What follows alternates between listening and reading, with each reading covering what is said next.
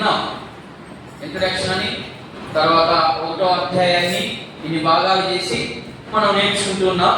ఈరోజు 1వ అధ్యాయము 8 నుంచి 15 వచనాలని ఒక భాగం చేసి ఈ భాగానికి ఒక పేరు పెట్టడం జరిగింది. ఏంటి ఆ పేరు అంటే, సువార్త పట్ల ప్రభువుకున్నటువంటి పౌలుకున్నటువంటి అభిప్రాయము ప్లస్ ఆసక్తి.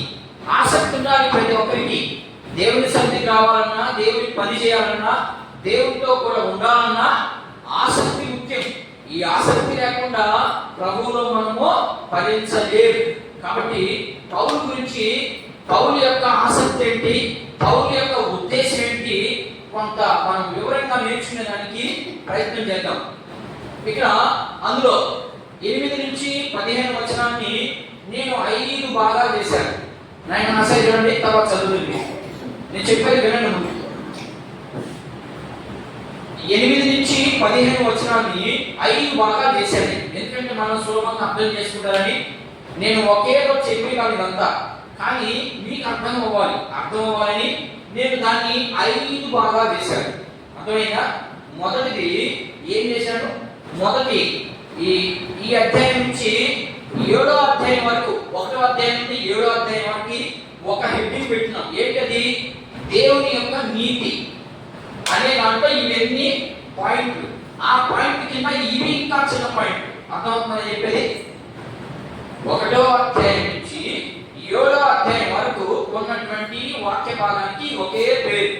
ఏంటది అంటే దేవుని యొక్క నీతి, దాని యొక్క ఫలం ఏంటి అనేది చూస్తున్నాం. అది 1వ అధ్యాయం నుంచి 7వ అధ్యాయం వరకు ఉన్నటువంటి మాటలు. యేసుక్రీస్తు యొక్క నీతి అనేది అందులో నుంచి చాలా భాగాలు చేశాం. దాంట్లో 1 నుంచి 8 అధ్యాయం చాలా బాగా చేశాం. సబ్ పాయింట్ అన్నమాట.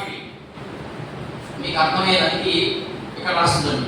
1లో 1 అలా 2, 3 అట్లా చాలా సబ్ పాయింట్ ఉన్నాయి. అర్థమైంది అనుకుంటాను మీకు. అర్థమైందా? 1, 2, 3. 1లో ఇది 3వ ప్రసంగం. 1లో 3వ ప్రసంగం. అర్థమవుతుందా? అర్థమవుతుంది కదా? అర్థం కాకపోతే మన యూట్యూబ్ పోయి చూడండి. ఇది 3వ ప్రసంగం. ఈరోజు వాక్య భాగంలోకి వచ్చిన తర్వాత 3వ ప్రసంగం. అంతకుముందు ఇంట్రడక్షన్ 2 వారాలు ఉన్నాయి. అది తీసి పక్కన పెట్టడం. అందులో ఇక్కడ సువార్త పట్ల పౌలుకున్న అభిప్రాయం లేదా ఆసక్తి. ఇక్కడ రాయలేదు ఆసక్తి. అర్థమైందా? ఆసక్తి ఏంటి, పౌలుకి ఏంటి ఆసక్తి? అందులో పాయింట్ నెంబర్ 1, 8 నుంచి 15 వచనంలో పౌలు చూపుతున్న కృతజ్ఞత.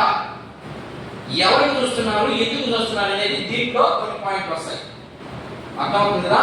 రెండవది 1 నుంచి 18 వచనాల్లో పౌలు చూపిస్తున్నటువంటి కృతజ్ఞత. మనం చూపించగలుగుతున్నామా, చూపించలేకపోతున్నామా అనేది మనం నేర్చుకోవాలి ఇక్కడ నుంచి. 2, 9 నుంచి 10 వచనాల్లో పౌలు ప్రార్థించడంలో ఆసక్తి, ప్రార్థన చేసేదానికి కూడా ఆసక్తి కావాలి. అర్థమైందా? ఏదో వచ్చేసాం వెళ్ళిపోయా ఉంటే కాదు. పౌలు చూస్తున్నామని మనము నేర్చుకోవాలి. ఇది 9 నుంచి 10 వచనాల్లో ఉంటుంది. ఇకపోతే 11 నుంచి 12 వచనాల్లో ఆదరించబడాలి ప్రతి ఒక్కరు. ఎవరు ఆదరించబడాలి అనేది ఇక్కడ సబ్ పాయింట్ వస్తాయి. 1, 2, 3 అట్లా. ఓకేనా? ఇప్పుడు చదువుదాం. 1 నుంచి 15 వచనాలు చదవాలి, కానీ మనం 15 వచనాలు ధ్యానం చేయడం లేదు. మనం 1 నుంచి 12 వచనాలు మాత్రమే ధ్యానం చేస్తాం. కాబట్టి 1 నుంచి 12 వచనాలు నిదానంగా చదువుతాం. నేను చదువుతున్నాను, చూడండి. 1వ అధ్యాయము 8వ వచనం నుంచి 12 వచనాలు మాత్రమే చదవడం జరుగుతుంది. లేదంటే మీరు చదవండి, ఎవరైనా పెద్ద చదవండి. మీ విశ్వాసము సర్వలోకమున ప్రచురము చేయబడును బట్టి మొదట మీ అందరి నిమిత్తము యేసుక్రీస్తు ద్వారా నా దేవునికి కృతజ్ఞతాస్తుతులు చెల్లించుచున్నాను. ఇప్పుడు ఎలాగైనను ఆటంకము లేకుండా మీ యొద్దకు వచ్చుటకు దేవుని చిత్తము వలన నాకు వీలు కలుగునేమోనని నా ప్రార్థన యందు ఆలోచించున్నాను. మిమ్మల్ని గూర్చి ఎడతెగక జ్ఞాపకము చేయుచున్నాను. ఇందుకు ఆయన కుమారుని సువార్త విషయమై నేను నా ఆత్మయందు సేవించుచున్న దేవుడే నాకు సాక్షి.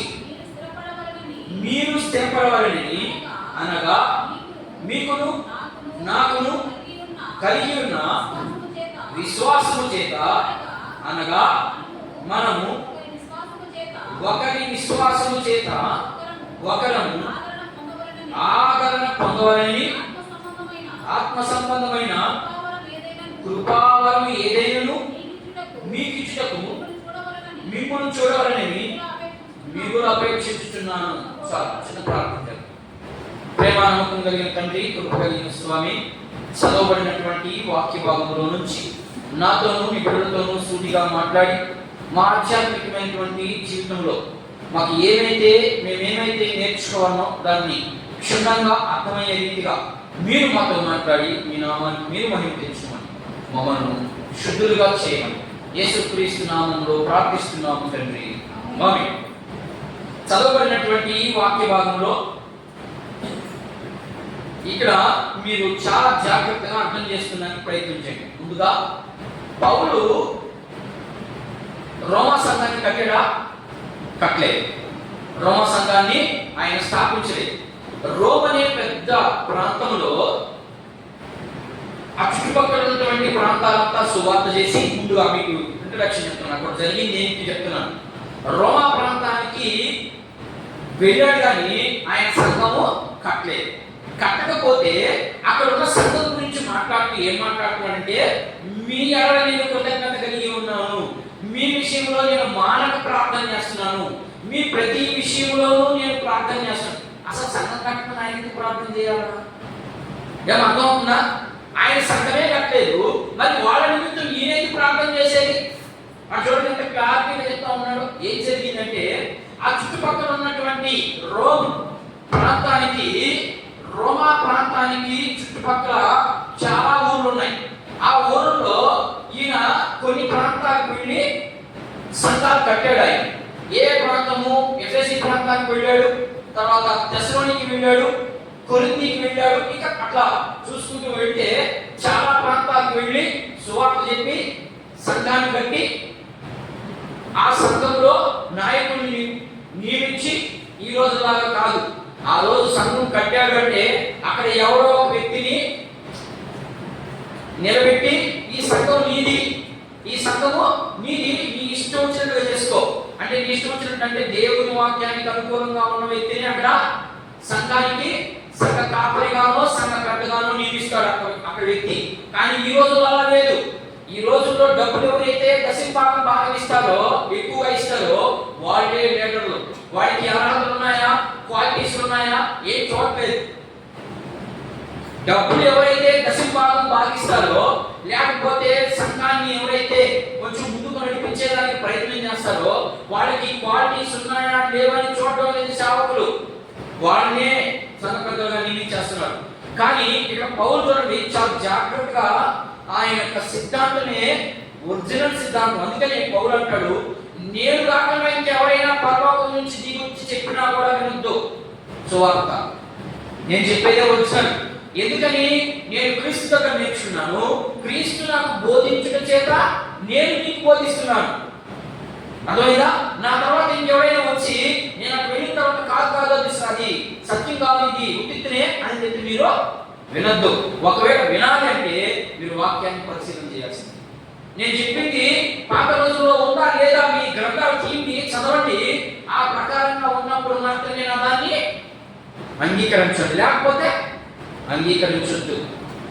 సువార్తలు ఉన్నాయి. యేసు ప్రభువే వచ్చి చెప్పుకుంటారు మనకి నాకంటే ముందు.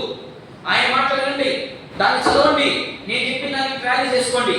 కరెక్ట్ గా ఉందా, లేకపోతే ఇంట్లోకి బయటికి వీధిలోకి అన్ని కలిపి చెప్తున్నాడా, పక్కన పెడుతుందని ఎవడైనా కానీ అది ఆయన బోధ. అర్థమవుతుందా? ఆ ప్రాంతం అంతా తిరిగి సంఘం కట్టలేదు. ఆయన కొన్ని ప్రాంతాలు మాత్రమే కట్టాడు. అయితే రోమా సంఘం గురించి ఎందుకు కృతజ్ఞత చూపుట్లో ఆయనకు అంత ఆసక్తి? రోమా సంఘం ఏం చేసి ఉంటుంది? ఇది పాయింట్. నంబర్ 1 పౌలు రోమా సంఘాన్ని కట్టలేదు, దాని మీద ఈయనకి బాధ్యత లేదు. అసలు పౌలు తెలుసు కానీ పౌలుకి ఆ సంఘ స్థితిలో కూడా తెలియదు. కానీ పౌలు ఏం చెప్తున్నాడంటే ఇక్కడ నేను చదివాను మొదటి 8వ వచనం, మీ విశ్వాసము సర్వలోకమున ప్రచురము చేయబడుటను బట్టి మొదట మీ అందరి నిమిత్తము యేసుక్రీస్తు ద్వారా నా దేవునికి కృతజ్ఞతలు చూపిస్తున్నాను. దొరికిందా పాయింట్? నేను చెప్పే పాయింట్ దొరికిందా? పక్కకెళ్ళిందా? పక్కకే వెళ్ళను, నేను అక్కడ ఉన్నదాన్నే తీసి వివరిస్తున్నాను. అర్థమైందా? ఇక్కడ ఎందుకు నేను మీ పట్ల, మీ సంఘం పట్ల అని ఆ మాట తీసుకొస్తున్నాడు. రోమా పట్టణాన్ని కట్టలేదు, ఆయన కనలేదు, ఆయన పెంచలేదు. పెంచకపోయినా ఆ పిల్లల మీద ఎంత ప్రేమ చూపిస్తున్నాడు చూడండి. అంటే దాని అర్థం ఏంటి? ఎందుకు అంత ప్రేమ చూపిస్తున్నాడు? దశభాగాలు ఇచ్చారైనా, కానుకలు ఇచ్చారైనా?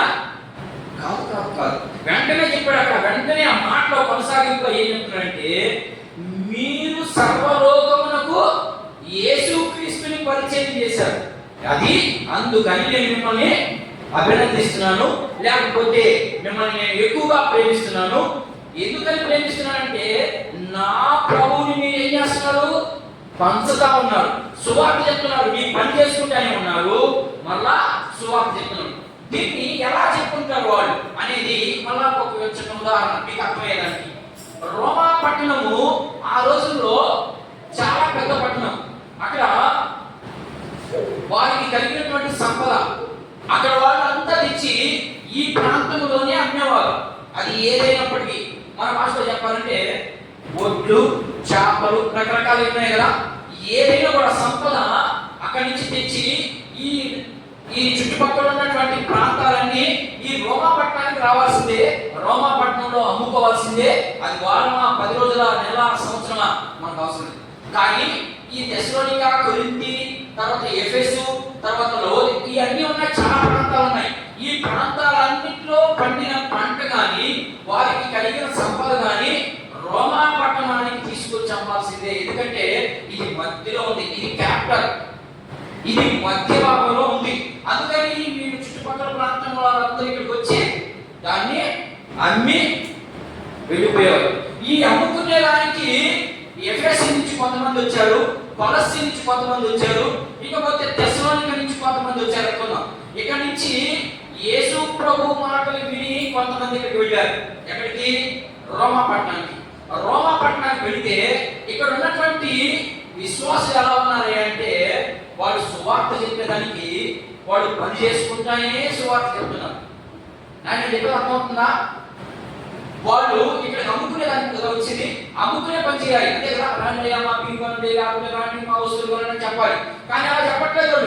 వాళ్ళు యేసుక్రీస్తు యొక్క ఆయన చేసినటువంటి గొప్ప కార్యాలను బట్టి ఆయన యొక్క నిజ స్వరూపం ఏంటో ఎఫెసీ వాళ్ళకి తెలుసు, కొలస్సీ వాళ్ళకి తెలుసు, ఇక్కడ ప్రాంతంలో ఉన్న వాళ్ళందరికీ తెలుసు. కాబట్టి వచ్చిన వాళ్ళందరికీ వాళ్ళు సువార్త చెప్తా ఉన్నాడు. యేసుక్రీస్తే మన పాపాల నిమిత్తం చనిపోయాడు, మరలా తిరిగి రాబోతా ఉన్నాడు. మీలో ఎవరైనా యేసు ప్రభువుని నమ్ముకోకపోతే ఆయన నమ్ముకోండి అని చెప్పి మేము క్రైస్తవులు అండి అని నేను ఎవరైనా చెప్పాను ఈ ప్రాంతాల నుంచి పోయిన వాళ్ళకి ఫ్రీగా భోజనం పెట్టేవాడు. అది విశ్వాసం. మీ విశ్వాసం బట్టి అనే మాట కనబడతాం కదా. మీకు ఎందుకు నేను మిమ్మల్ని అంత ఎక్కువగా ప్రేమిస్తున్నానంటే నేను ఎఫెసీకి పోయాము, ఇక్కడికి పోయాము, సంఘాలు కట్టాను, కానీ వాళ్ళంతా ఆధ్యాత్మికంగా ఎదగలేదు, వాళ్ళలో మంచి క్రియ కనపడలేదు.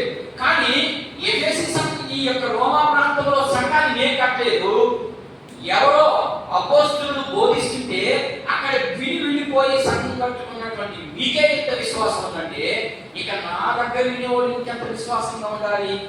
నా దగ్గర ఉన్నటువంటి వారు విశ్వాసంగా లేదని కాదు ఆ ఉద్దేశం. కానీ వీళ్ళందరికంటే రోమా ప్రాంతంలో ఉన్నటువంటి విశ్వాసులు గొప్పగా ఉన్నారు. యేసుక్రీస్తు ప్రభు యొక్క ఉద్దేశాలను బయటపరిచి వెళ్తా ఉన్నారు. అందుకని పౌలు ఏమంటున్నాడంటే మీ అక్కడ నేను ఏం చూపిస్తున్నాడంట? కృతజ్ఞతా భావం చూపిస్తున్నాను అని చెప్తున్నాను. ఓకేనా? దీనికి ఒక ఉదాహరణగా మనం బైబిల్ గ్రంథం నుంచి ఇంకెవరైనా చేశారు అలాంటి పని అనేది మనం అర్థం చేసుకుందానికి ప్రయత్నం చేద్దాం. దావీదు భక్తుడు ఒక మాట అంటాడు, చదువుతాం చూడండి ఒకసారి. దావీదు మహారాజు ఒక మాట అంటాడు, కీర్తన గ్రంథము 103వ కీర్తన. ఎందుకు అంత పౌలు అంతగా కృతజ్ఞత చూపిస్తున్నాడు? అదే మాట ఖచ్చితంగా పాత నిబంధనలో దానికి సంబంధించి ఉండాల్సిందే. చూడండి 103వ కీర్తన 1వ వచనం, నా ప్రాణమా ఏం చెప్తున్నాడు చూడండి, దేవుడు చేసినటువంటి మంచితనాన్ని బట్టి. నేను చెప్పేది అర్థమవుతుందా? పౌలు ఏం చెప్తున్నాడంటే, వాడు ఏ పని మంచి చేస్తున్నారు అక్కడ రోమా ప్రాంతంలో ఉన్నటువంటి ప్రజలు, విశ్వాసులు యేసుక్రీస్తు ప్రభు గురించి, యేసు ప్రభు చేసినటువంటి కార్యాల గురించి, ఆయన యొక్క మంచితనాన్ని గురించి ప్రచురణ చేస్తూ, వారిలో కూడా అలాంటి క్రియ కలిగి ఉన్నారు. క్రియలు లేకుండా ఏం చేయలేదు, వారు క్రియ కలిగి వాళ్ళు చూపిస్తా ఉన్నారు అవతల వారికి. కాబట్టి పౌలు అది విన్నాడు, చూడలేదు పాపం ఆయన. అది విని, అయ్యా పౌలు గారు ఎవరన్నా బోటు వెళ్ళుంటారు, అక్కడికి వెళ్ళి, అయ్యా పౌలు గారు రోమా ప్రాంతంలో ఉన్నటువంటి విశ్వాసులు, వాళ్ళండి విశ్వాసులు, వాళ్ళు ఎంత మర్యాద, ఎంత అనుభవ, ఎంత దీనస్థితి, వాళ్ళ పరిస్థితి ఎలా ఉందంటే నీ సంఘం కంటే, నీ ప్రజల కంటే చాలా గొప్పగా ఉన్నారండి వాళ్ళు అని చెప్పేదానికి పౌరుకి ఎక్కలేని సంతోషం వచ్చింది. వస్తుందా? మన సంఘంలో కూడా ఎవరైనా పెరుగుతా ఉన్నారు, ఎవరో ఒకరు వాక్యాన్ని నేర్చుకుంటారు, ఎవరో ఒకరిలో దేవుని ఆసక్తి ఉంది అంటే ఎవరికి సంతోషం వస్తుంది? మొదటిగా సంఘానికి సంతోషం, ఆ తర్వాత సేవకునికి సంతోషం. ఆ సంతోషమే ప్రభువుకు కూడా సంతోషం. ప్రభు మనల్ని భూమి మీద పంపించినందుకు ఆయన కూడా చాలా సంతోషపడతాడు. అలాంటి సంతోషం కొరకు ఇక్కడ పౌలు అపేక్షిస్తా ఉన్నాడు. పౌలు యొక్క ఉద్దేశాలు చూపిస్తున్నాడు. అదే దాన్ని తీసుకొచ్చి నేను ఉదాహరణగా పాత నిబంధనలో దేవుని గురించి, దేవుని మంచితనాన్ని గురించి ఎవరైనా చెప్పారయ్యా అంటే ఇదిగో దావీదు మహారాజు ఏం చెప్తున్నాడు మళ్ళీ ఒకసారి చదివినమాట. ఎవరితో మాట్లాడుతున్నాడు ఆయన? ప్రాణంతో చూడండి, ఏంటండి అది అసలు? ఏమండి అంత మంచితనం ఆయనకి? దావీదు మహారాజుకి ఏమంత అంత మంచితనం గురించి, ఏమి దేవుని మీద అంత పిచ్చి?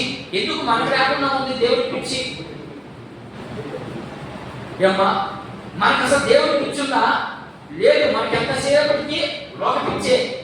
కానీ దావీదు మహారాజు అయ్యింది, ఆయనకు అన్ని వచ్చి అన్నింటినీ విడిచి ఇక్కడ దేవుని గురించి మాట్లాడుతాడు. ఏమంటే, నా ప్రాణమా చదువునే యెహోవాను సన్నిధించు, నా అంతరంగములో ఉన్నటువంటి ప్రతి అవయవమా. అక్కడ అర్థం అది చేసుకోవాల్సింది. మనం ఏం నేర్చుకోవాలంటే, నా అంతరంగములో ఉన్నటువంటి ప్రతి అవయవమా యెహోవాని సన్నిధించు. అప్పుడు నీకు ఏం కావాలనో, ఏది అవసరమో, నీ స్థితి ఏంటో అన్నిటినీ మార్చగలిగినటువంటి సమర్థులు ఎవరు? ఆయన ఎరిగాడు దావీదు. అంతే కదా దాని ఉద్దేశం. దావీదు ఆయన యొక్క మంచితనాన్ని, ఆయన యొక్క గుణగుణాన్ని ఎరిగి ఇప్పుడు ఏం చెప్తున్నాడు దావీదు? నా ప్రాణమా, నువ్వు యెహోవాని మాత్రమే సన్నిధించు. నా శరీరంలో ఉన్నటువంటి భాగాలారా యెహోవా మాట మాత్రమే వినండి, నా మాట వినొద్దు. అదే దాని అర్థం. మరి మనం కృతజ్ఞత కలిగి ఉన్నామా? దేవుడు మన పట్ల ఎన్నో అద్భుతాలు చేశాడు, దేవుడు మన పట్ల ఎన్నో కార్యాలు చేశాడు. కానీ ఆయన గురించి మనం కనీసం రోజులో 24 గంటలుంటే 24 నిమిషాలైనా ఆయన స్తుతించగలుగుతున్నావా? ఆయన సన్నిధిలో చేరగలుగుతున్నావా? ఇది మనం నేర్చుకోవాల్సింది. దేవుడి రోజు అంతా మన ఈ వాక్యంతో అంతా ఎంతో మాట్లాడుతున్నాడు. అక్కడ కృతజ్ఞత అన్నాడే, పౌలేమో కృతజ్ఞత చూపిస్తానన్నాడే. ఎందుకు చూపిస్తున్నాడు? వాళ్ళ విశ్వాసాన్ని నేర్చుకున్నాం. ఇప్పుడు వాళ్ళ విశ్వాసాన్ని చూపించాడు. చూపించిన తర్వాత దాంట్లో నుంచి నాకు ఎలాంటి క్వాలిటీస్ ఉన్నాయా? లేవు. లేకపోతే మనకి ఎలాంటి వస్తుంది విశ్వాసం? మనకెందుకు చూపించాలి దేవుడి కృతజ్ఞత అని మనం అర్థం చేసుకొని మనం ఇప్పుడు ఏం చేయాలి? దేవుని దగ్గరికి వచ్చి అతిక్రమంలో విడిచిపెట్టాలి. దేవునికి మనం ఇష్టంగా లేము, ఇష్టంగా ఉంటే దానికి ట్రై చేయాలంటే మనం చేయలేము. మనం ట్రై చేస్తే ఖచ్చితంగా ఆయన మనకు సహాయం చేస్తే చేయగలం ఏదైనా కూడా. లేకపోతే నీ అంతకు నువ్వు ఏమీ చేయలేవు, నీ అంతకు నువ్వు ఏది మార్చలేవు. నువ్వు దేవుని దగ్గరకు వస్తే నువ్వు ఒక్కడికి వేస్తే ఆయన ఎన్ని అడిగేస్తాడు? 99 అడిగేస్తాడు. మొత్తం 100 అడిగితే వచ్చేస్తావు దేవుని దగ్గరికి. అది అక్కడ నేర్పిస్తున్నటువంటి మాట. ఇంకొక మాట కూడా చూద్దాం. మత్తయి రాసినటువంటి శుభవార్త చూద్దాం. నేను 2 విషయాలు మాత్రమే చెప్తాను ఈరోజు, లేదా 3 విషయాలు చెప్తాను.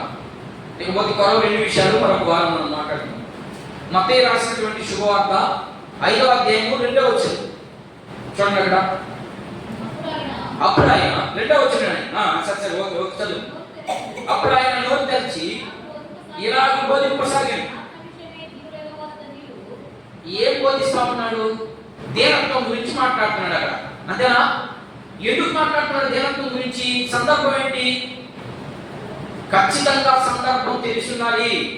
వాక్యాన్ని మనం అభ్యసించేటప్పుడు, వాక్యాన్ని మనం వినేటప్పుడు ఈ సందర్భానికి, ఇవి చెప్పే సందర్భానికి సంబంధం ఉందా లేదా? నేను దేని గురించి మాట్లాడుతూ వస్తున్నాను అమ్మా? ఇప్పుడు నేను దేని గురించి మాట్లాడుతూ వస్తున్నాను? దేవుని పట్ల ఆసక్తి కలిగి గురించి మాట్లాడుతున్నాను. ఇప్పుడు యేసు ప్రభు దగ్గరికి వచ్చి యేసు ప్రభు దేని గురించి మాట్లాడుతున్నాడు? పరలోక రాజ్యం గురించే కదా మాట్లాడుతున్నాడు. పరలోక రాజ్యం నీకు కావాలంటే ఇగో ఇట్లా ఉండాలి మీ జీవితం. ఉందా? లేకపోతే ఉండేదానికి ప్రయత్నించి అంతే మనం నేర్చుకోవాల్సింది. పరలోక రాజ్యంలోకి వెళ్ళాలి అంటే ఎలాంటి క్వాలిటీస్ ఉండాలి, ఏం కావాలో అక్కడ చెప్పాడు క్లియర్గా. దాన్ని చదువుకోవడం, దాన్ని బట్టి మనం సిద్ధపడ్డాం. మరి ఇక్కడ ఏం చెప్తా ఉన్నాడు? ఆత్మ విషయమై ఏం కలిగి ఉండాలంట? దీనత్వం కలిగి ఉండాలి. దీనత్వం అంటే ఏంటి అర్థం? ఆత్మ విషయంలో, శరీర సంబంధమైన విషయంలో గురించి మాట్లాడుతున్నది ఇక్కడ నేను. ఆత్మ విషయంలో దీనత్వం. నేను ఇందాకే వస్తానని మీకు మీకు చెప్పాను. దేవుని సన్నిధికి వచ్చినప్పుడు ఎలా అంట? మీ ప్రవర్తన జాగ్రత్తగా ఉందో ఏదో చూసుకొని రావాలి. అది ఆత్మ విషయం అంటే. శరీర సంబంధమైన విషయాల్లో అది వేరే. శరీర సంబంధ విషయాలు తప్పు చేశారా? తప్పు చేసి ఎవరైనా ఉతికి ఆడేది, దాంట్లో ఏమి ఇబ్బందులు లేవు. ఆత్మ సంబంధమైన విషయంలో మాత్రం తప్పు చేస్తే ఏం చేయాలా? వాడిని గద్దించాలి, వాడిని సరిచేసేదానికి ప్రయత్నం చేయాలి. అలా లేదు అంటే ఆ సంఘం భ్రష్టు పట్టుకోవాలి. జాగ్రత్తగా వినాలి. ఇది 2వ మాట. ఇకపోతే 3వ మాట, నిర్గమకాండము పాత నిబంధనలో ఆత్మలో దీన స్థితి ఏంటి? నాకేం తెలియదు, నేను ప్రభుత్వం కూడా లేదు, అది దీనత్వం. నేను ప్రభుత్వం కూడా ఉండాలని ఆశపడుతున్నాను, ఇది దీనత్వం. నిర్గమకాండము 34 చదివాను. కపటం ఉండకూడదు మనిషికి. అమ్మా, అతని ఎదుట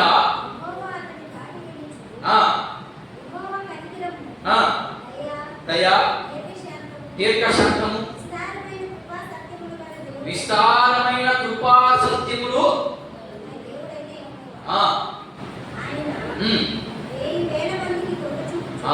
ఏంటంట? ఇది ఈ సందర్భం ఏంటి మీరు చెప్పాలి నాకు. ఈ సందర్భం 34వ అధ్యాయం ఏం జరిగింది? 34వ అధ్యాయం పౌలు ఏం చెప్తున్నాడు? దేవుని మంచి పని చేస్తున్నారు కాబట్టి వాళ్ళ పట్ల కృతజ్ఞత కలిగి వాళ్ళని దేవుని దగ్గర ప్రార్థిస్తా ఉన్నాడు. గుర్తుండాలి మీకు, నేను చెప్పే ప్రతి పాయింట్ దానికి దీనికి సంబంధం ఉందా లేదా? దానికి దీనికి అసలు సంబంధం ఉందా లేదా? ఈరోజు వాక్యం లేదు, ఎక్కడో తీసుకొస్తాడు దాన్ని గురేస్తాను అట్లా ఉండకూడదు. సందర్భానికి అనుకూలంగానే పాయింట్ ఉండాలి.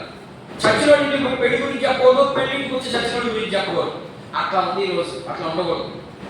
ఎక్కడ తీసుకున్న పాయింట్ దానికి అనుకూలంగానే ఉండాలి.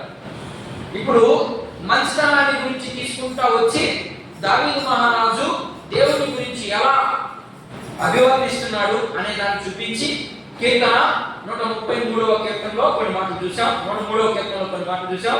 అదే రీతిగా యేసు ప్రభువే స్వయంగా చెప్పినటువంటి మాటల గురించి చూసాం. అదే రీతిగా ఇప్పుడు మోషే గారు దేవుని గురించి ఎంత వినయంగా విధేయత చూపించి ఆయన గురించి ఎంత మంచితనాన్ని గురించి చూపిస్తున్నారు. ఆయన ఏం చెప్తున్నారు? మోషే వేల మందికి చూపించేవాడు ఆయన, మనం ఒక్కరికి కూడా చూపించలేము. ఆయన వేల మందికి కృప చూపించే దేవుడని ఆయన చదివిస్తాం. చివరిగా 33వ కీర్తన 1వ వాక్యాన్ని మనం పరిశీలన చేసి ఈ మొదటి భాగాన్ని ముగిస్తాం. పౌలు యొక్క ఉద్దేశం, అభిప్రాయం లేదా ఆసక్తి ఏంటంటే కృతజ్ఞత చూపిస్తా ఉన్నాడు. ఎవరి పట్ల? ఆ సంఘం పట్ల. ఆ సంఘం ఎలా ఉంది? దేవుని గురించి భయభక్తులు కలిగి ఉంది, సువార్త చేస్తా ఉంది.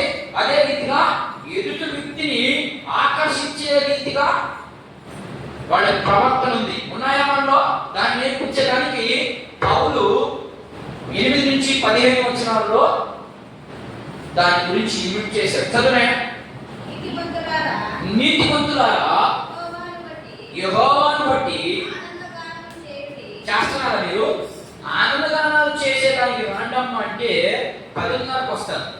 10:30కి అంతా ఆనందగానాలు అయిపోతాయి. నీతిమంతులారా, నీతిమంతులారా అంటే అర్థం ఏంటమ్మా? నీతిమంతులు ఎవరు? నీతిమంతులారా అంటే అర్థం ఏంటి తెలీదా? నీతిమంతులారా, నీతి ఎవరికి ఆపాదించబడుతుంది అంటే యేసు ప్రభువుకు సంబంధించినటువంటి బిడ్డలా అని అర్థం. దాని అర్థం. మరి మీరు యేసు ప్రభు బిడ్డలో ఇంకెవరి బిడ్డలో మనం పరీక్ష చేసుకోవాల్సిందే. అది ఏమి మాట్లాడుతున్నాడంటే కీర్తనకారుడు నీతిమంతులారా అన్నాడు. నీతిమంతులు అప్పుడున్నాడా? అప్పుడున్నాడా? లేడు. కానీ వాళ్ళు దూరం నుంచి చూశారు. దూరం నుంచి నీతి ఉంది, నీతి ఎప్పుడైనా ఈ భూమి మీద దిగి వస్తుంది, వచ్చింది దిగి. దాన్ని చూసి వాళ్ళు నీతిమంతులారా అంటే యేసు ప్రభు పిల్లలారా, యేసు ప్రభు తప్ప ఈ భూమి మీద ఎవరు నీతిమంతులే లేడు. ఈ భూమి మీద ఇప్పటి వరకు, ఇక ఎప్పటి వరకు కూడా అలాంటి వ్యక్తి రాలేడు. ఎందుకంటే ఆయనే సర్వశక్తిమంతుడు. ఆయన ఏదైనా చేసుకోగలడు. అలాంటి వ్యక్తిని నీతిమంతుడు అన్నారు. అందుకనే అక్కడ ఉన్నటువంటి కీర్తనకారుడు ఏం చదివిస్తా ఉన్నాడంటే నీతిమంతులారా, నీతిమంతులారా యెహోవాను బట్టి ఆనందించండి అన్నాడు. ఇప్పుడు మనం ఎవరిని బట్టి ఆనందిస్తున్నాం? యేసు ప్రభువుని బట్టే కదా ఆనందిస్తున్నాము. ఆనందం ఎందుకు వచ్చింది మనకి? మనకు మరణం తప్పింది, అదే కదా ఆనందం. ఈ కథకాడికి ఇంకేం ఆనందం కావాలా? నాకు డబ్బు లేదు, నాకు ఆస్తి లేదు, నాకు అది లేదు, ఇది లేదని అది కాదు. నాకు మరణమే పోయింది, నాకు ఇక మరణం లేదు. శారీరకంగా మరణిస్తానేమో కానీ ఆత్మీయంగా నాకు మరణము లేదు. ఇంతకంటే ఇంకేం కావాలి? నీతి కావాల్సిందే. నీతి మనకు ఆపాదించుకోవాలి. ఇంతకంటే ఇంకేం చేయాలి? ఆయన ఇంకేం చేసినా మనకు ప్రాణమే తప్పించాడు. ప్రాణం లేకుండా డబ్బు నేర్చుకో, ప్రాణం లేకుండా ఆస్తులు నేర్చుకో, దాన్ని వివరిస్తూ ఉన్నాడు అక్కడ. దేవుని పట్ల వాళ్ళకు ఉన్నటువంటి మంచి ఆలోచన, మంచి నడవడిక, వాళ్ళ క్రియలను బట్టే. అందుకనే అక్కడ ఎన్నో చూడండి, మీ విశ్వాసము సర్వలోకమున ప్రచురము చేయబడుచుండును బట్టి. ఏంటంట? ప్రచురము చేయుచుండును బట్టి. దాన్ని బట్టి ప్రచురం చేస్తే అందరూ సువార్త చేస్తున్నారు. ఈరోజు చాలా మంది వాక్యం చెప్తున్నారు. ఈరోజు చాలా మంది దేవుని గురించి ప్రస్తావన చేస్తున్నారు, కానీ క్రియలు లేవు. అర్థమైందా? క్రియలు లేకుండా నువ్వు ఎంత సువార్త చేసినా అది వ్యర్థమైపోద్దనే ఇక్కడ దాని అర్థం. మనం ఏం నేర్చుకోవాలా? నేను కూడా అలాంటి క్రియ కలిగి ఉన్నానా? ఒకవేళ లేనా, లేకపోతే ప్రభు దగ్గరికి వెళ్ళి అడగదాం, ప్రభువా మరి నాకు అలాంటి క్రియ నాలో కనిపించడం లేదు, నాతో ఈరోజు నువ్వు మాట్లాడావు కాబట్టి నేను అలాంటి క్రియ కలిగేదానికి నేను సిద్ధపడతానయ్యా అని మనం ఎప్పుడైతే ఒప్పుకుంటామో ఖచ్చితంగా మనము దేవునితో మాట కట్టుబడతాం.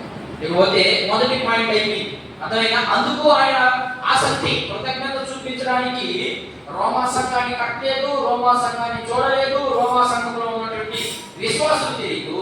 అయినప్పటికీ వారి మీద అంత ప్రేమ చూపిస్తున్నాడు. కారణం ఏంటయ్యా అంటే కారణం ఇది. అర్థమైనా? మొదటిది అయిపోయింది. దాంట్లో 9 నుండి 10 వచనాలు చదువునైనా.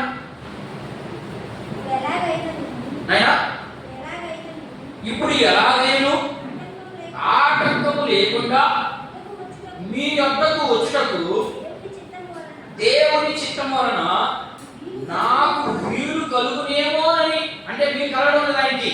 ఆయన నిజమేను ఏం చేస్తాడు? ఆయన నిజమేను పౌలు ఏం చేస్తా ఉన్నాడు? అపోస్తలుల కార్యం చదవాలి మనం. ఆయన నిద్ర లేసి పనిచేసుకుంటూ ఆ రోజుల్లో సంఘము పెద్దగా పోషించలేకపోయింది. ఈ రోజు సంఘంలో ఉన్నటువంటి విశ్వాసాన్ని ఆస్తులు కోరుతా ఉన్నా కూడా ఆయన మనము పోషించలేకున్నాం. కానీ ఆ రోజుల్లో సంఘము ఉన్న పరిస్థితికి, అక్కడ ఉన్నటువంటి శ్రమ దెబ్బకి తట్టుకోలేక పోషించలేకపోయింది. కాబట్టి ఆయన ఏం చేసుకున్నాడు? మధ్యాహ్నం దాకా డాలా పెట్టుకొని నుంచి దేవుడి పని మొదలుపెట్టేవాడు. ఆ ధ్యానాలు చుట్టుకునేటప్పుడు కూడా ఎవడో ఒకడు అడ్డొస్తే వాడి ధ్యానాలు కొత్త వాక్యం చెప్పేవాడు. ఆయన చేసిన పని అది. అర్థమైందా? కలుగునేమోనని అంటే అర్థం ఏంటి? నేను జీవించాలి. నేను జీవించాలి అంటే ఖచ్చితంగా నాకేం కావాలి? ఆహారం కావాలి. దేవుడు ఉన్నాడు ఏంటి? గాలిలో దేవుడు పెడితే అదేమి ఎరగదు. దేవుడు వెలిగిస్తాడు కొంతసేపే, ఆ తర్వాత ఆగిపోతుంది. మరో గుడ్డిగా ప్రతి దాన్ని దేవుడి మీద పెట్టకూడదు. ఏది దేవుడి సంబంధమైంది, ఏది దేవుని సంబంధమైంది అనేది మనం తెలుసుకొని అప్పుడు పెట్టాలి దేవుడి దగ్గర. దేవుడి దగ్గర పెడితే దీనికి వాక్యానుసారంగా కరెక్ట్ గా ఉన్నా దాన్ని పెట్టడమే దేవుడి దగ్గర. అర్థమైందా? సరే, ఇక్కడ ఏం చెప్తున్నాడంటే ప్రార్థించుటలో ఆసక్తి కలగకుండా ఉంది. ఏంటికి ప్రార్థిస్తున్నాడు? ఆ సంఘాన్ని చూడాలని, ఆ సంఘంతో కలిసి జీవించాలని ఆయనకి ఆసక్తి ఉంది. కానీ కుదరదు దానికి. దాని నిమిత్తం ప్రార్థన చేస్తా ఉన్నాడు. ఇప్పుడు మనం కూడా ప్రార్థన చేస్తున్నాడు. ఏమని ప్రార్థన చేస్తున్నాడు రాత్రిలో? మీరందరూ నాయన వ్యవసాయ చూడాలి, రాత్రి చూస్తే ఏం కనపడమే. మీ అందరూ రాత్రికి ప్రార్థన చేస్తున్నారు కదా, మీ అందరూ దేని నిమిత్తం ప్రార్థన చేస్తున్నారు? ప్రభువా, నాకు ఉద్యోగాలు రావాలి, నా పిల్లకాయకి మంచి ఆరోగ్యం ఉండాలి, నేనన్న ప్రార్థన ఇయ్యే. ఇది ప్రార్థన ఇదే. దేవుడి చిత్తం ఏంటంటే అడగాలి ముందు. అట్లని ఇవన్నీ అడగడం తప్పు కాదన్న ఉద్దేశం. ఇది ప్రార్థన కాదన్న ఉద్దేశం కాదు. ఇది ఎప్పుడు అడగాలా? దేవుని చిత్తాన్ని, ప్రభువా ఈరోజు ఇదిగో పలానా వ్యక్తి పలానా ప్రాంతంలో నేను సువార్త చెప్పాను, లేకపోతే పలానా ఇంటికి వెళ్ళి ఇదిగో పలానా పని చేస్తూ ఆయనకి రీతిగా మాట్లాడాను, ఆయన కొంచెం కనికరించింది, రేపు మళ్ళా వెళ్తాను, ఇంకా కొంచెం నేర్పిస్తాను వాళ్ళకి. ఇది ముందు చేయాల్సిన ప్రార్థన. సంఘంలో ఉన్నటువంటి విశ్వాస పరిస్థితి ఎలా ఉంది? ఒక్కొక్కరైతే వాళ్ళ స్థితి వాళ్ళకే అర్థం కావట్లేదు, కానీ మేము మాత్రము. అందుకని పౌలు అంటున్నాడంటే, నేను నిలుచున్నానని తలంచగా నిన్ను నువ్వు ముందు పరీక్ష చేసుకో. చాలా విషయాలు ఉన్నాయి బైబిల్లో. పౌలు మనకు ఆదర్శం, ఆయన్ని తీసుకోవాలి మనం. యేసు ప్రభువు తీసుకున్నంత కెపాసిటీ మన దగ్గర లేదు. మనకి ఎవరు ముఖ్యం? పౌలు ముఖ్యం. పౌలుని తీసుకుందాం, పేతురుని తీసుకుందాం, యోహానుని తీసుకుందాం. ఉన్నారు అపోస్తలులు 12 మంది. వాళ్ళలో మంచి వారిని మాత్రమే తీసుకొని వాళ్ళలో ఉన్నటువంటి మంచిని మాత్రమే స్వీకరిద్దాం. చెడుని పక్కన పెడదాం. చెడు ఆటోమేటిక్ మీరు ఎదుర్కొన్నాను చేసేస్తారు.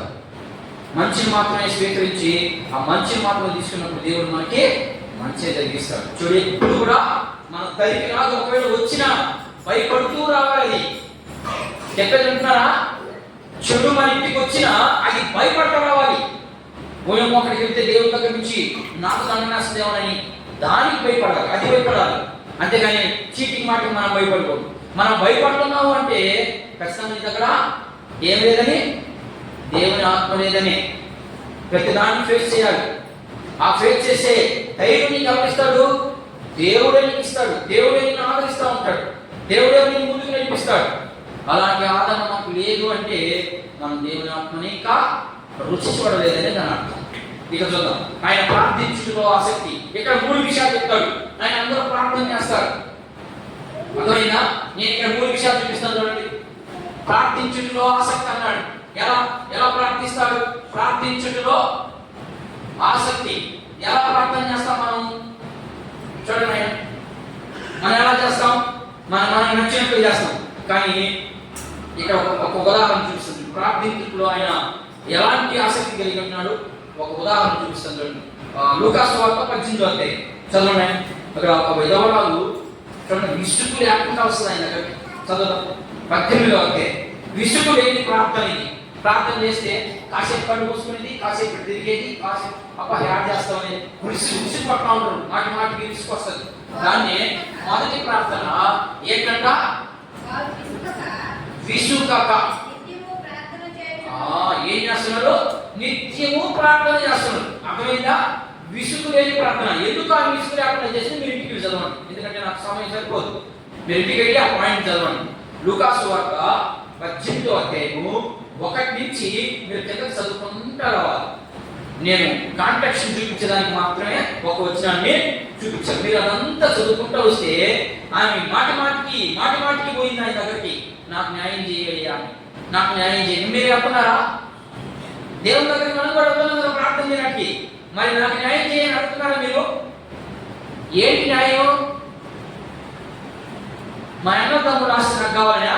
అది కాదు అక్కడ. నా పరిస్థితి ఏంటి? నీతో ఉన్నానా లేనా? నీతో ఉంటే దేవుడి పనికి నేను ఎందుకు పక్కన పెడుతున్నాను? నాకు ఎవరు లేవు ఇప్పుడు. వాడి పక్కకి నాకు న్యాయం చేయి. నేను నీ బిడ్డగా ఉండాలి, నేను నీ బిడ్డగా కనబడాలి. నాకు ఇవ్వాల్సింది నువ్వు ఇస్తావా, నాకు చస్తావా? మన భాషలో చెప్పాలంటే నువ్వు ఇస్తావా, చస్తావా? కష్టం ఈడా ఇస్తాడు, ఈడ ఖచ్చితంగా ఇస్తాడు. ఒకరోజు ఎన్నడు, రెండో రోజు ఎన్నడు, మూడో రోజు ఎన్నడు, నాలుగో రోజు సచ్చిన తినాల్సిందే. మనకుండదేమో కానీ ప్రేమ, ఆయనకి ప్రేమ ఎంతో. అందుకని ఆయన్ని అనంత ప్రేమ చూపించేవాడు. ఆయన అనంత అంటే లెక్కలేనటువంటి ప్రేమ చూపిస్తాడు ఆయన మన మీద. అర్థమైందా? రెండోది పట్టుదల కలిగి ప్రార్థన చేయాలి. రెండోది ఏంటంట? పట్టుదల మనకుందా? ఒక అంశాన్ని పెట్టి మనం ప్రార్థన చేయగలుగుతున్నాం పట్టుదల కలిగి. ఆ పట్టుదలగా కలిగినప్పుడు మాత్రమే ఏదైనా మన దగ్గరికి వస్తుంది. ఈ విషయం చూద్దాం. యేసు ప్రభుని శిష్యుల ఒకసారి ఒక మాట చూద్దాం. చూడండి, లూకాసు వార్త 11వ అధ్యాయం. నేను ఈ విషయం చెప్పి ముగిస్తాను. ఈ ప్రార్థన కాడికి నేను ముగిస్తాను. 11 నుంచి 12 వచనాలు చెప్పలేము, అవ్వదు. చూడాయన లూకాసు వార్త 11వ అధ్యాయం 5వ వచనం. మరియు ఎవరికంటే శిష్యులతో ఆయన వారితో ఇట్లా, మీలో ఎవరికైనా ఒక స్నేహితుడుండగా అతడు అర్ధరాత్రి వేళ స్నేహితుడి యొక్కకు వెళ్ళి, స్నేహితుడా నాకు ఏంటంట 3 రొట్టెలు నాకు బదిలీ. నా స్నేహితుడు ప్రయాణం చేయొచ్చు మార్గంలో నా యొద్దకి వచ్చి ఉన్నాడు. అతనికి పెట్టుటకు ఏంటమ్మా నా యొద్ద ఏమీ లేదని అతనితో చెప్పినగా, అతడు లోపలనేది నన్ను తొందర పెట్టవద్దు, తలుపు వేసి ఉన్నది, నా చిన్నపిల్లలు నాతో కూడా పడుకొని ఉన్నారు, నేను లేచి ఇవ్వలేనని చెప్పానా? అదే చెప్పానా అంటే ప్రశ్న అన్నమాట. అలా చెప్పడు అని అర్థం. ఎవరు చెప్పడని? నేను ఈ ఉదాహరణ మీకు అర్థమవుతుందా? యేసు ప్రభు అన్ని ఉదాహరణతో మాట్లాడాడు. అక్కడ ఉన్నాడు, దేవుడికి అర్థం కాలేదు, అందుకని యేసు ప్రభుని అడగలేదు. మనం అర్థమయ్యే రీతిగా మనం నేర్చుకున్నాం. ఎందుకు చెప్తున్నాడు, ఎందుకు చెప్పాల్సి వచ్చింది, ఏం నేర్పించాలని నేను క్లారిటీగా చెప్తున్నాను మీకు. ఇక్కడ విసుగు పట్టుకోండి. అక్కడి నుంచి ఎవరో ఒక రాత్రి వచ్చాడు, ఒక ఆయన స్నేహితుడు దగ్గరికి. మా ఫ్రెండ్ వచ్చాడు, నా ఇంట్లో భోజనం లేదు, ఈ రోజు భోజనం, ఆ రోజు రొట్టెలు. అయితే పక్కింటికి వెళ్ళాడు. అప్పుడు రాత్రి ఎంత టైము? 11 అనుకుందాం. 11 గంటలకు పోయి అమ్మ భోజనం ఏమన్నా ఉందా అని అడిగాను నేను పక్కింటికి వెళ్ళి. వాళ్ళు ఏమన్నారు? అరవక నా దగ్గర భోజనము లేదని చెప్తారా? చెప్పరు. ఆ సమయంలో ఎవరైనా తలుపు తీసి ఖచ్చితంగా భోజనం పెడతారు. అదే మాట చెప్తున్నాడు ఇక్కడ. ఎవరైనా అంటారా? అనరు. వెంటనే కంటిన్యూషన్ చేయండి. అతడు ఆ స్నేహితుడైనందున లేచి ఇవ్వకపోయినను అతడు సిగ్గుమారి మాటికి అడుగుట వలనైనను. అదే విసుగులేని ప్రార్థన. వచ్చిందా? మనకు సిగ్గు లేకుండా అడగాలి ఏదైనా కానీ. అయ్యా నేను ఇదిగో ఈ వీడి తాగలేకుండా ఉండలేకున్నా, కాబట్టి ఏం చేయాలా? నా దీని నుంచే విడిచిపెట్టాలి. ఇదిగో నేను అవతలి వ్యక్తిని నిద్ర చేసి వదులుకొని దూషించకుండా ఉండలేకుండా, ఆ దూషించే ఆ శక్తిని తీసేసి నన్ను ఏం చేయాలా? ఇది మనం చేయాల్సిన ప్రార్థన. నేను సంఘం కోసం ఏం చేయలేకున్నా ఆధ్యాత్మికంగా ఇవి 2 ఇంటి పక్కల గురించి ఆధ్యాత్మికంగా ఇంకొక ప్రార్థన ఏంటంటే, నేను సంఘం గురించి, సంఘంలో ఉన్న విశ్వాసం గురించి ప్రార్థన చేయలేకున్నా, కాబట్టి నన్ను వల్ల సంఘానికి చేర్చు. ఇక్కడ నుంచి ఒక్క ఉదాహరణ చెప్తాను నేను. మన సంఘంలో ఉన్నటువంటి ఒక వ్యక్తికి బాగలేదమ్మా, అందరూ రండి విజ్ఞాపన చేద్దాం. విజ్ఞాపన చేస్తే ఖచ్చితంగా దేవుడు ద్వారాలు తెరుస్తాడని చెప్పాను నేను సంఘంలో. ఇంచుమించు పట్టుదల కలిగి దేవుడిని అడుగుతా ఉంటే ఎంత జబ్బైన వ్యక్తి నేను లేవతీయ ఆయన హాస్పిటల్ చేయాలి, ముందు హాస్పిటల్ పని చేయాలి, హాస్పిటల్ పని అది పని ఆ పని జరగాలి, ఇక్కడ ఈ పని జరగాలి, తొందరగా కోరుకుంటాడు వ్యక్తి. మీరు చేయకపోయినా ఎవరో ఒక్కరు ప్రార్థన వింటాడు సార్ దేవుడు. అందరు ప్రార్థన వింటాడని కాదు, కానీ సంఘం అంతా చేస్తే అబ్బా నా బిడ్డలంతా ఆ బిడ్డ కోసం గొలపెడతా ఉన్నారు. శిష్యులు అడిగారు, ఏమైనా ప్రార్థన నాకు నేర్పించు. యోహాను శిష్యుడికి మీరంతా చదవాదాన్ని చదివితే అర్థమవుతుంది. యోహాను శిష్యులేమో ప్రార్థన నాకు చేస్తున్నాడు, మా ప్రార్థన లేదు, మేమేమితో కూడా జరుగుతున్నాం, అందుకని మా ప్రార్థన నేర్పించు అని అడిగారు ఆ సందర్భంలో. అప్పుడు ఆయన ఏం చెప్తున్నాడంటే, మీరు విసుగు లేకుండా ప్రార్థన చేయాలి. మీకు అలాంటి స్థితి లేదు కాబట్టి ఒక ఉదాహరణ ఎలా చేయాలి అని నేను ఉదాహరణ చూపిస్తున్నాడు. మాటికి ఏమైనా అర్థం అవుతుందా? ప్రార్థనకి రొట్టెకి ఏమైనా సంబంధం ఉందా? అందుకని వాళ్ళకి అర్థం కాలేదు. ఇశ్రాయేలుకి అర్థం కాకపోవడానికి కారణం అంటే వాళ్ళు అడిగింది ప్రార్థన. ఏం చెప్తున్నాడు? రొట్టె గురించి చెప్తున్నాడు. అర్థమవుతుంది వాళ్ళకి. మీరు అందుకే విసుగు లేకుండా ఉండాలి. వాళ్ళకేమో విసుగు లేకుండా ప్రార్థన నేర్పించమంటే ఈయన మాట్లాడతాడు రొట్టెలు స్నేహితుడు ఏదేందో చెప్తున్నాడు. అందుకని వాళ్ళకి అర్థం కాదు. కానీ మీకు అర్థమయ్యే రీతిగా చెప్తున్నాను. అలా మాటికి నువ్వు పోయి తలుపు చెప్తా ఉంటే ఏం చేస్తావు? మనిషి కష్టంగా తలుపు తీస్తే మరి నాయన సత్యనం పోసేసిన కోపం తిన్నాను. అది దాని అర్థం. మీరు నన్ను మాటికి అడుగుతా ఉంటే, మీరు మాటికి నా సంగతి చూసి కూర్చుంటే నేను ఇసుకుపడి ఇచ్చేస్తాను. మీకు ఏం కావాలి అప్పుడు మనం తీసేసుకుంటా పెట్టుకుంటాం. కొంత కష్టపడతాం, కానీ బాగా ఆకలి అవుతుంది. ఇప్పుడు పక్కింట్లో ఏముంది, మనకిష్టమైన భోజనం ఉంది, వాళ్ళు కట్టడం లేదు, మిగిలిపోతుంది. ఏం చేస్తాం? వాళ్ళు ఇచ్చారు లాస్ట్లో విసుగుపడి ఎంత తింటాడు. మనం దేవుడితో ఎక్కువ గడిపినప్పుడు మాత్రమే, దేవుని దగ్గరికి దేవుని మాటకి నిర్లక్ష్యం పెట్టి మనం చేస్తే ఏది కూడా మనకి రాదు, నిలవదని. ఇంకొకటి చివరిగా మూడవ ప్రార్థన ఏంటది? నిరీక్షణ కలిగి ఎదురు చూపుతో వాడు ఇస్తాడా ఈడ కాదు, ఇస్తాడు అంతే. దేవుడు ఇస్తాడు అంతే. కూర్చుందాం దేవుని దగ్గర, కూర్చుంటే కష్టంగా ఇస్తాడు. చూద్దాం. మత్తయి సువార్త 21వ అధ్యాయం. నేను చివరి మాట ఈ మాట చెప్పి నేను నా ప్రసంగాన్ని ముగించడానికి సిద్ధపడతాను. మత్తయి సువార్త 21వ అధ్యాయం 22వ వచనాన్ని చదువుతాను. ముందుగా మీకు అర్థం కావాలి అంటే ఎట్లా అంటే 20వ వచనం కాడి నుంచి చదువుతాం, లేదా 18వ వచనం కాడి చదువుతాను. 21వ అధ్యాయము 18వ వచనం కాడి నుంచి మీరు చదువుకుంటూ వస్తే మీకు క్లారిటీగా అర్థమవుతుంది. ఉదయమందు పట్టణమునకు మరలా వెలుచుండగా ఆయన ఆకలి వేడి. అప్పుడు త్రోవ పక్కన ఉన్న ఒక అంజూరపు చెట్టు చూసి దాని దగ్గరకు రాగా, దానిని చూచి అమ్మా ఎక్కడ చదువుతున్నాం? చెట్టు దగ్గరికి రాగా దాని యందు ఆకులు తప్ప మరి ఏమీ కనపడలేదు కనుక దాన్ని చూచి ఇక మీదకి ఎన్నటికీ నీవు కాపు కాయ ముందు దాకా చెప్పాడు.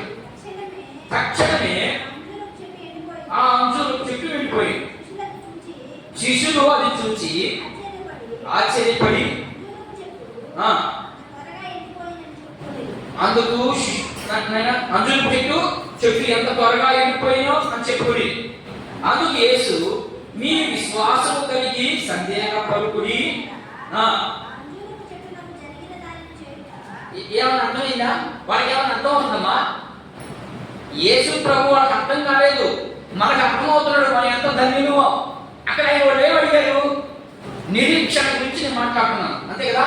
నిరీక్షణ కలిగి ప్రార్థన చేయండి, ఎదురు చూపుతో ప్రార్థన చేయమన్నాడు. ఇప్పుడు ఈ చెప్పే మాట ఏమన్నా అర్థం ఉందా? అందులో దగ్గరకు వచ్చి అందులో చూశాడు, ఫలాలు లేకుండా వెంటనే ఏమన్నాడు? నువ్వు ఎండిపోదు కాక అన్నాడు. వాడికి ఏమన్నా అర్థం అవుతుందా? ఈ దేని గురించి మాట్లాడుతున్నారు? అప్పుడు ఆ సందర్భం అంతా ఏంటి? ఉదయకాలం వస్తా ఉంటే ఆకలి గురించి మాట్లాడుతున్నాడు. ఇక్కడ నిరీక్షణ ఎదురు చూడాలని ఆకలి అవుతుందా? మనకి ఈ రోజు ఏదైనా డబ్బు అవసరమా? ఎదురు చూడటమే మన పని. మన దగ్గర లేదు, అప్పుడు ఏం చేయాలి? మనం దేవుని దగ్గర పెట్టి విసుగు లేకుండా నిరీక్షణ, నా దేవుడు నాకు సహాయం చేస్తాడు మనం అడగాలి. ఇంట్లో కూర్చొని నా దేవుడు నాకు పంపించడు, పంపిస్తాడు. అది గట్టి విశ్వాసం కలిగిన వాళ్ళకి, ఎక్కువ ప్రార్థనా పనులకు మాత్రమే అలా జరుగుతుంది. మన ప్రార్థనా పనులకి, మన ప్రార్థనకి రాదు. ఓకేనా? ఇంకా చదివాయి మీరు చదవాలి. యేసు ప్రభు ఎంత క్లారిటీగా మాట్లాడుతున్నాడు. అంజులు చెట్లకు మాత్రమే కాదు,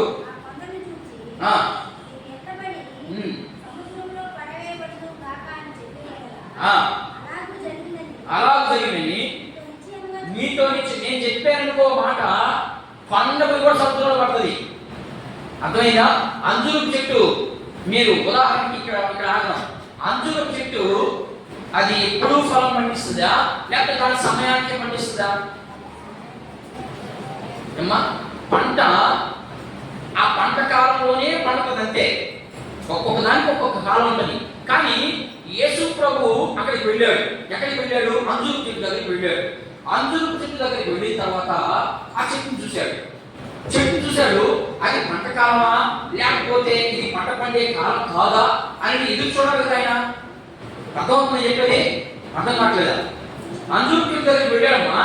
మనం మామిడి చెట్టు వేసాము. మామిడి చెట్టు ఇప్పుడు పండుతుంది, మార్చి నెలలో పండుతుంది, లేకపోతే ఫిబ్రవరి నుంచి పండుతుంది అనుకుందాం ఉదాహరణకి. ఇప్పుడు యేసు ప్రభు అక్కడికి వెళ్ళాడు. వెళ్ళిన తర్వాత మనము జూన్ నెలలో పోదాం కాడికి. దేని కాడికి? లేకపోతే ఆగస్టులో పోదాం. ఆగస్టులో చెట్టు కాడికి పోయి పండుతుందా? పండుగ కాపు అయిపోయింది. ఇప్పుడు యేసు ప్రభు వెళ్ళాడు దాని దగ్గరికి. వెళ్ళి చూశాడు సాయిగా కాపు లేదు కదా. అప్పుడు ఆయన ఆలోచించాలి కదా, ఏమని, ఇది మార్చా ఏప్రిలా, దీనికి ఎందుకు పంట పండలేదు అని ఆలోచించాలని పడలేదా? ఆలోచించిన వెంటనే చెప్పాడు, నువ్వు ఎండిపోదు బాగా అని. దాని అర్థం ఏంటి? అర్థం కాక యేసు ప్రభు మాట చాలా మంది అర్థం కావాలి. అవి అర్థం అవ్వాలంటే దేవుడితో ఉండాలి మనం కష్టంగా. దేవుడి సంఘంలో మనం నిత్యం ఉండాలి. అప్పుడు మాత్రమే అర్థమవుతాడు. అర్థమైందా? ఆయన ఇప్పుడు అంజూరు చెట్టుని ఎవరికి ఆపాదిస్తున్నాడు కదా? ఇశ్రాయేలుకి ఆపాదిస్తున్నాడు. ఇశ్రాయేలుకి తెలియదా యేసు ప్రభు అని? తెలుసు. ఆయనే దేవుని కుమారుడు తెలుసు. కానీ వాళ్ళు యేసు ప్రభు ఏం చెప్పలేదు వీళ్ళు. అందుకని వెంటనే రాశాడు.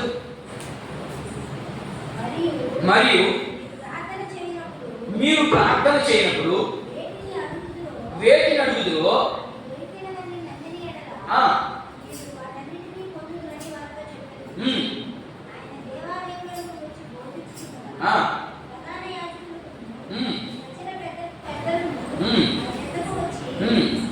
మీరు ఇంటికి వెళ్ళి చదవండి. ఎంత చదవాలి మీరు? ఆయన దేని గురించి మాట్లాడుతున్నాడంటే ఇశ్రాయేలు యొక్క వారి యొక్క తలంపులు ఎలా ఉన్నాయి, యేసు ప్రభువును అంగీకరిస్తున్నారా అంగీకరించలేదా? అంజూరు చెట్టు ఉరికి పోల్చబడిందంటే ఇశ్రాయేలుతో పోల్చబడింది. వాళ్ళకి అర్థం కాలేదు వాళ్ళకి.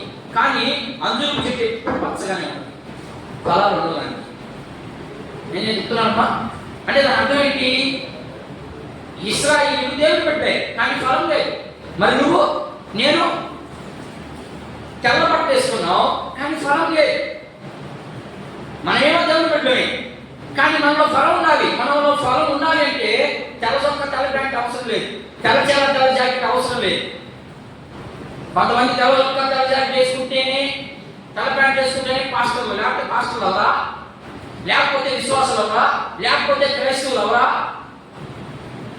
తెల్ల యొక్క సాదృశ్యం అంతే. ఇప్పుడు ఉదాహరణకి దానికి ఇంకొక ఉదాహరణ నేను ముగిస్తాను. మనం ఇప్పుడు ప్రభువాలు తీసుకుంటున్నావా? అందరం వేదిక పడి వచ్చాం. ఈ రొట్టె అని ఇచ్చాడు. శరీరం అయిపోద్దా? చాలా మంది దీని దగ్గర అవిధేయులైపోతా ఉన్నారు.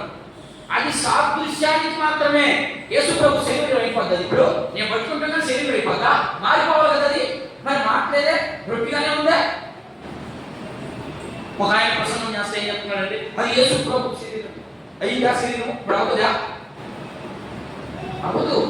ఆయన చెప్పాడు, ఇదిగో మీరు దీన్ని తీసుకుంటున్నారంటే ఏం జ్ఞాపకం చేసుకున్నాడు ఆయన? మీరు నన్ను జ్ఞాపకం చేసుకోండి అన్నాడు. నన్ను అంటే ఇదిగో మీకోసం నేను చనిపోయాను, మీకోసం నేను శిలువలో యాగమయ్యాను.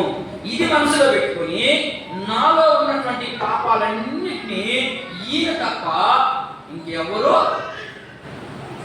తొడవలేరు. ఇంకెవరో తీసివేయలేరు. ఇది జ్ఞాపకం చేసుకున్నాడు ఆయన. జ్ఞాపకం చేసుకుంటూ మళ్ళీ ఏం చేయమన్నాడు? ప్రజలు చేయమంటున్నాడు. ఇదిగో మీరు కూడా లోకంలో ఉన్నటువంటి ప్రజలారా, మీరు ఒకవేళ తప్పు చేస్తే ఇదిగో మీ పాపాలన్నింటినీ తీసేసేదానికి ఇదిగో ఆయన చచ్చిపోయాడు. రాండి, మీ పాపాలు పోతాయి. రాండి, మీ ప్రభు దగ్గరికి రండి, మీకు అన్ని వస్తాయి. ఇది మనం చెప్పాల్సింది. యేసు ప్రభు శరీరం అని వివేచింపక మళ్ళా దీంట్లో ఇది రొట్టే కదా అని మనం తీసుకోవడం వెంటనే రాసే కింద వెనకేమో రాశారు, ముందేమో రాశారు, మధ్యలో ఏముంది? మనకు కావాల్సిన దాన్ని మాత్రమే తీసుకోవాలి. అవసరం లేనటువంటి పక్కన పెట్టడమే. అర్థమైందా? ఇది రొట్టెని వివేచింపక మీరు దీనిలో త్రాగి తింటే ఏమవుతారు? కొంతమంది చచ్చున్నారు అన్నాడు. చచ్చిపోయినారు మనం అంటే దాని అర్థం ఏంటి? ఆధ్యాత్మికంగా చచ్చిపోయినావు. యేసు ప్రభు శరీరాన్ని తింటున్నావు, కానీ ఆయన గురించి, ఆయన పని గురించి నువ్వు ఎత్తుకోవడం, ఇది సావడం అంటే అర్థం. అర్థమవుతుంది కదా? కొంచెం లోతుగా వెళ్తా ఉన్నాడు. లోతుగా వెళ్ళకపోతే ప్రభువును మనం ఎదగలేము. మీరు అర్థం చేసుకున్నాను ప్రయత్నం చేయండి. లేదంటే మళ్ళా మనము ప్రతి దాంట్లో నుంచి నేర్చుకోవాల్సిందంటే, ప్రతి దాంట్లో నుంచి నాలో ఉన్నాయని. ఇప్పుడు రొట్టె విషయంకి వచ్చాం. మీరు పరీక్ష చేసుకోండి అన్నాడు. నేను ఇప్పుడు ఏం చెప్పుకుంటూ వచ్చాను? ఈ రోజు ప్రసంగం, ఈ ఆదివారం ప్రసంగం ఏంటి? కృతజ్ఞత ఉందా నాలో? లేదు. లేనప్పుడు ఏం చేయాలా? రావణ శరీరం దగ్గరికి వచ్చాం. మనం ఇప్పుడు ఆల్రెడీ ప్రభు మన మధ్యలో ఉన్నాడు. ఆయన శరీరం అని మనం నమ్మాం, మనం విశ్వసించాం. అంతే. అక్కడ చెప్తే మనం ఎందుకు వినాలి? మనం విశ్వసించాం, మన మధ్యలో ప్రభు ఉన్నాడు, వచ్చాం. నాలో కృతజ్ఞత చూపించడానికి లేదు. ఏ కోసైనా లేదు. మనం దేవుని దగ్గర మేలు కోరుకుంటాం, దేవుని దగ్గర అన్ని కావాలనుకుంటాం, కానీ మనం దేవుని ప్రకారంగా మనం జీవించడం అంటే మన అర్థం ఏంటి? మనం ఇలా లేవు. ఇది మైనస్. నాలో లేదు. 1 2 ప్రార్థించుటకు ఆసక్తి, పౌరులకు ఆసక్తి. ఏమని? నేను ఆ సంఘాన్ని చూడాలని, నేను ఆ సంఘంతో మాట్లాడాలని. మన సంఘంలో మనం ఏం నేర్చుకోవాలి? ఇంట్లో నుంచి మన సంఘంలో ఉన్నవాడు ఎవరైనా ఆధ్యాత్మికంగా కోల్పోతున్నారా? ఎవరైనా బాధలు ఉన్నాయా? ఎవరిలో ఏదైనా అవసరం ఉందా? అవసరాలు తీర్చగలిగే ఆసక్తి ఉన్న వాడికి నువ్వు డబ్బులు ఇవ్వని కాదు, నీ ఇంకా బియ్యం ఇవ్వని కాదు. నా ఉద్దేశం, నీకు కలిగిన సహాయం ఏంటి? నువ్వు ఉచితంగా ఇచ్చే సహాయం ఏంటి? ప్రార్థనే. నీ ప్రార్థన చేయాలంటే నువ్వు ఇచ్చే సహాయం అది. నీ ప్రార్థన వల్ల అనేక మంది హృదయాలు తెరవబడతాయి. వాళ్ళకి రావాల్సిన వస్తుంది. ఇది కూడా లేదు మనలో. వాటి నెంబర్ 2 మనం నేర్చుకోవాల్సినవి. పాయింట్ నెంబర్ 3 దీనికి చెప్పలేదు, నేను మీకు రేపు చెప్తాను. ఈ రెండింటిలో ఏమంటే, మొదట పౌలుకు ఉన్నటువంటి కృతజ్ఞత నాలో లేదు. రెండోది, ప్రార్థించుటలో నాకు ఆసక్తి లేదు. కాబట్టి ఇప్పుడు ఏం చేయాలి? మనం ఏం చేయాలి? అంతే. దేవుని దగ్గరికి రావడం, అయ్యా నాలో ఎలాంటి క్వాలిటీస్ లేవు, అవి